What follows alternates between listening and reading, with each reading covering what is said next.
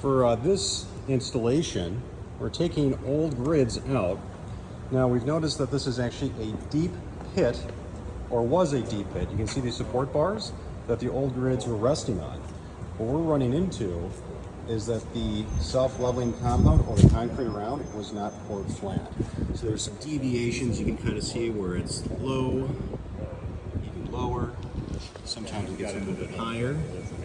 So we're installing a rubber padding underneath it to help equalize it out.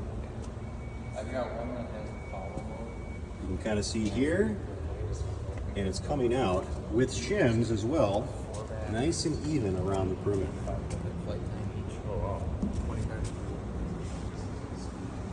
So we'll do this for the rest, and everything will sit nice and flush on these rubber pads.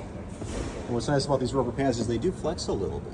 And so also in the process, we are gluing them down just to make sure that they don't shift.